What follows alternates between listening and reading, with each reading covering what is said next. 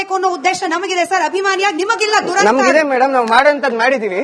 ಯಾವ ಅಭಿಮಾನಿಗಳು ಈ ತರ ಮಾಡ್ತಾ ಇದ್ದಾರೆ ಅನ್ನೋದು ಒಂದು ಹೀರೋ ಅದಕ್ಕೆ ಕಂಪ್ಲೇಂಟ್ ಕೊಟ್ಟಿದ್ದಾನೆ, ಅದನ್ನ ಹೇಳಿ. ನೀವು ಕೆಳಗಡೆ ಇರೋರ ಕೈಗೆ ಇಲ್ಲ. ಆದ್ರೆ ಇವತ್ತು ಇವರು ಸ್ಟಾರ್ ವಾರ್ಸ್ ಹೀರೋಸ್ ಅಂತ ಇದ್ದವ್ರಿಗೆ ಫೈನಾನ್ಷಿಯಲ್ ಪ್ರಾಬ್ಲಮ್ ಅಂತೂ ಇಲ್ವೇ ಇಲ್ಲ, ಅವ್ರಿಗೆ ಇನ್ಫ್ಲೂಯೆನ್ಸೂ ಪ್ರಾಬ್ಲಮ್ ಇಲ್ಲ.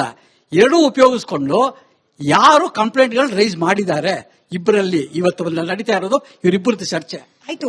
ದರ್ಶನ್ ಅವರಂತೂ ಒಳಗಿದ್ದಾರೆ. ನಾನು ಪ್ರಶಾಂತ್ ಸಂಬರ್ಗಿ ಸರ್ಗೆ ಕೇಳ್ತೀನಿ, ಸುದೀಪ್ ಅವರು ಕೇವಲ ಮೀಡಿಯಾದಲ್ಲಿ ಸ್ಟೇಟ್ಮೆಂಟ್ ಅನ್ನ ಕೊಟ್ಟಿದ್ದನ್ನ ಬಿಟ್ರೆ ಇವಾಗ ಇಷ್ಟೆಲ್ಲ ರಂಪಾರಾಧಾಂತ ಆಗಿದೆ ಅಂದ ಮೇಲಾದ್ರೂ ಇದನ್ನ ಒಂದು ಲೀಗಲಿ ಅಡ್ರೆಸ್ ಮಾಡೋ ಪ್ರಯತ್ನ ಸುದೀಪ್ ಅವರು ಮಾಡಿಲ್ಲ ಸಂಬರ್ಗಿ ಅವರೇ? ಪರ್ಸನಲ್ ಸರ್, ಅವ್ರ ಪ್ರಶ್ನೆಗೆ ವಿಜಯಲಕ್ಷ್ಮಿ ಅವರು ಅವ್ರ ಬಗ್ಗೆ ಬಂದ ಅಲ್ಲಲ್ಲ, ವಿಜಯಲಕ್ಷ್ಮಿ ಅವರು ಕೊಟ್ಟಿದ್ದು ಫ್ಯಾನ್ ವಾರ್ ಬಗ್ಗೆ ಅಲ್ಲ, ಅವರಿಗೆ ಪರ್ಸನಲ್ ಆಗಿ ಬಂದ ಕಾಮೆಂಟ್ ಗಳಿಗೆ ನೀವು ಹೇಳಿ. ನಿಮ್ಗೆ ಮಾಹಿತಿ ಕೊರತೆಯನ್ನ ಇವತ್ತು ನಾನು ನಿಮ್ಗೆಲ್ಲರಿಗೂ ಹೇಳ್ತಾ ಇದ್ದೇನೆ. ಪ್ರೊಡ್ಯೂಸರ್ ಆಗಿರ್ತಕ್ಕಂಥದ್ದು ಮತ್ತು ಡಿಸ್ಟ್ರಿಬ್ಯೂಟರ್ ಆಗಿರ್ತಕ್ಕಂಥದ್ದು ನನ್ನ ಬಂಡವಾಳಕ್ಕೆ ಧಕ್ಕೆ ತಂದಿದೆ. ನನ್ನ ಪಿಕ್ಚರಿನ ಕಾಪಿ ಮಾಡಿರ್ತಕ್ಕಂಥ ಲಿಂಕ್ಗಳ ಇದೆ ಅಂತ ಹೇಳಿ ಸೈಬರ್ ಕಂಪ್ಲೇಂಟ್ ಆಗಿದೆ. ಯಾರ್ಯಾರು ಯಾವ ಲಿಂಕ್ ಅಲ್ಲಿ ಸಿಕ್ಕಿದೆ ಅದು ಉದಾಹರಣೆ ಸಮೇತ ಟೆಲಿಗ್ರಾಮ್ ಲಿಂಕ್ ಮುಖಾಂತರ ಕೊಟ್ಟಿದ್ದಾರೆ. ಅರೆಸ್ಟ್ ಆಗುತ್ತೆ, ಆದಷ್ಟು ಬೇಗ ಅವ್ರು ಸಿಕ್ಕಾಕೊಂತಾರೆ. ಇದು ನಾವು ಮಾಡಬೇಕು. ಯಾಕಂದ್ರೆ 100 ಕೋಟಿ ಪಿಕ್ಚರ್ ಹಾಕಿರೋರು ಒಂದು ಕಂಪ್ಲೇಂಟ್ ಕೊಡದೆ ಅದನ್ನ ಸೇಫ್ ಗಾರ್ಡ್ ಮಾಡದೇ ಇರ್ತಾರ? ಖಂಡಿತ ಮಾಡಿದ್ದಾರೆ. ಅದು ಸುದೀಪ್ ಅವ್ರ ಕೆಲಸ ಅಲ್ಲ. ಸುದೀಪ್ ಅವರು ನಟರು, ಮಾರ್ಕ್ ಸಿನಿಮಾದ ನಟರು, ಅವರ ಪ್ರೊಡ್ಯೂಸರ್, ಅವ್ರ ಹಿತ ಕಾಪಾಡಲಿಕ್ಕೆ, ಅವರ ಒಂದು ಫೈನಾನ್ಷಿಯಲ್ ಸ್ಟೆಬಿಲಿಟಿ ಕಾಪಾಡಲಿಕ್ಕೆ ಕಂಪ್ಲೇಂಟ್ ಕೊಡಿ ಅಂತ ಹೇಳಿದ್ದಾರೆ. ಕಂಪ್ಲೇಂಟ್ ಕೊಟ್ಟಿದ್ದಾರೆ. ಸುದೀಪ್ ಅವರು ಒಂದು ಕಾಲ್ ಕೊಟ್ಟಿದ್ದಾರೆ.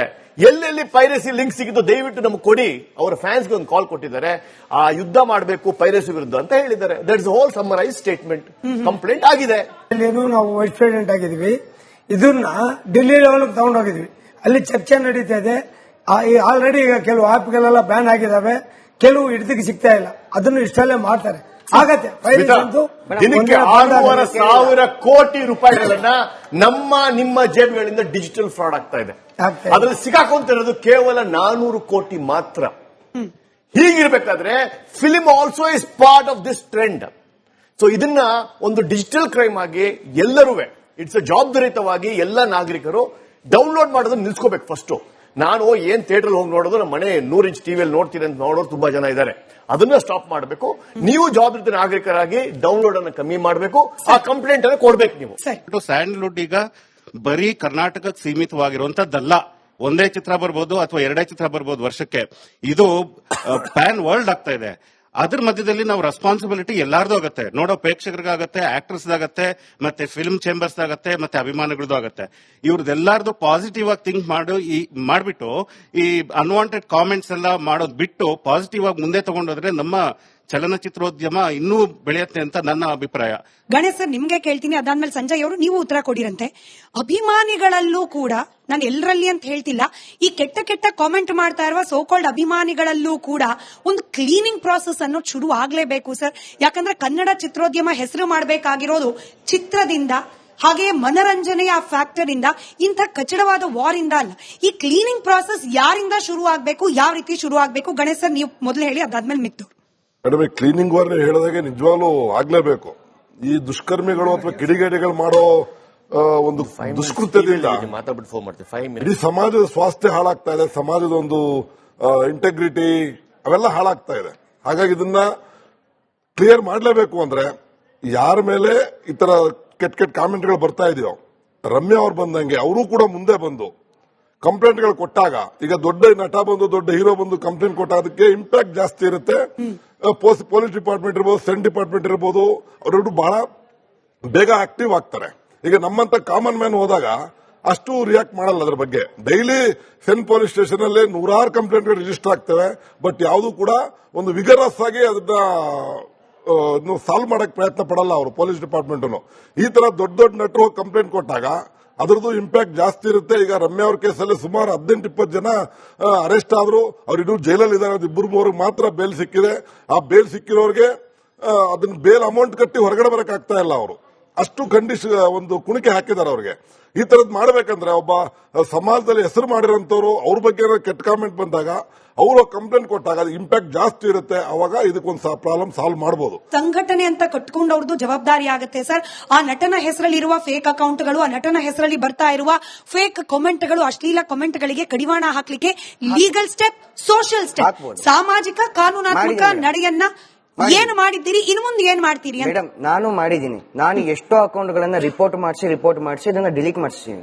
ಇದಕ್ಕೆ CCBಗೆ ಹೋಗ್ಬೇಕು, ಸೈಬರ್ ಕ್ರೈಮ್ಗೆ ಹೋಗ್ಬೇಕು ಅನ್ನೋದಿಲ್ಲ ಮೇಡಮ್.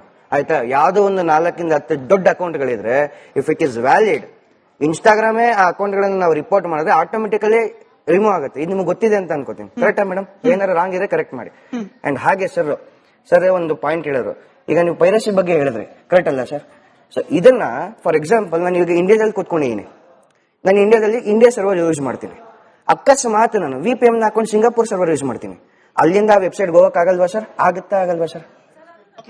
ನೀವ್ ಹೇಳಿ ಮೇಡಮ್. ISP ಅಲ್ಲಿ ಬ್ಲಾಕ್ ಮಾಡಬಹುದು. ನೀವು ಲಿಂಕ್ ಕಳ್ಸಿದ್ರೆ ಆ ಸರ್ವರ್ IP ಅಡ್ರೆಸ್ಗೆ ಹೋಗೋದಿಲ್ಲ. ಟೆಕ್ನಿಕಲ್ ಆಗಿ ನಾನು ಹೇಳ್ತೀನಿ ಯಾವ ಬ್ಲಾಕ್ ಲಿಸ್ಟ್ ಅಂತ ಹೇಳ್ಬಿಟ್ಟು ನಿಮ್ಮ ISP ಅಲ್ಲಿ ಅಂದ್ರೆ ನಿಮ್ ಇಂಟರ್ನೆಟ್ ಸರ್ವಿಸ್ ಪ್ರೊವೈಡರ್ ಅಲ್ಲಿ ಅಡ್ರೆಸ್ ಕೊಟ್ರೆ ಅಲ್ಲೇ ಬ್ಲಾಕ್ ಹೊಡೆಯುತ್ತೆ ಅಂತ. ಅದು ಬ್ಲಾಕ್ ಲಿಸ್ಟ್. ಅದಕ್ಕೆ ಸಿಂಗಾಪುರ ಕಾಂಬೋಡಿಯಾಕ್ಕೆ ಹೋಗೋ ಅವಶ್ಯಕತೆ ಇಲ್ಲ. ಬಟ್ ಮೂವಿ ರೂಲ್ಸ್ ಯಾಕೆ ಸರ್ ಬ್ಯಾನ್ ಮಾಡಕ್ಕಾಗ್ತಿಲ್ಲ?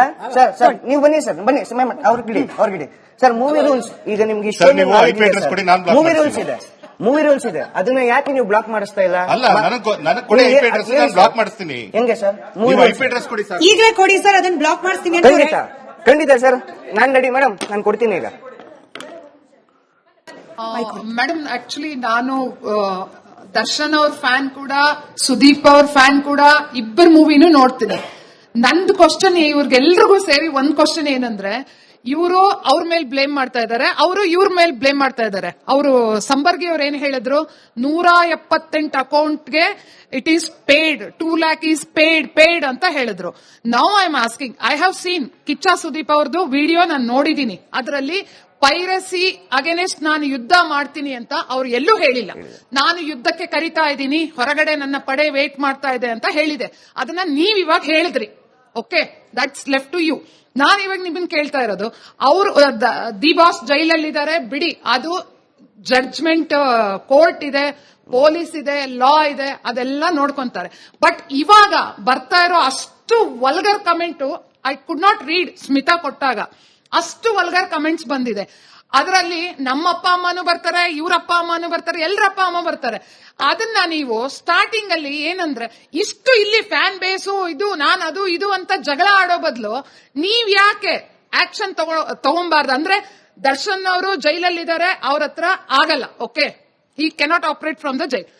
ಸುದೀಪ್ ಅವರು ಇದ್ದಾರೆ ಅಲ್ವಾ, he is now present in Bangalore, ಎಲ್ಲಿದ್ದಾರೆ ಅವರು? Directly he can take influence and account ಯಾವ್ದಿದೆ, ಫೇಕ್ ಅಕೌಂಟ್ CCB ಕೊಟ್ಟಿ ಅದ್ರ ಮೇಲೆ ಆಕ್ಷನ್ ತಗೊಬೋದಲ್ವಾ? ಯಾವ ಇನ್ಫ್ಲೂಯೆನ್ಸ್ ಬೇಡ ಪೊಲೀಸ್ ಸ್ಟೇಷನ್ ಹೋಗ್ಲಿಕ್ಕೆ, ಕೇವಲ ಸುದೀಪ್ ಇದ್ದಾರೆ ಅಂತ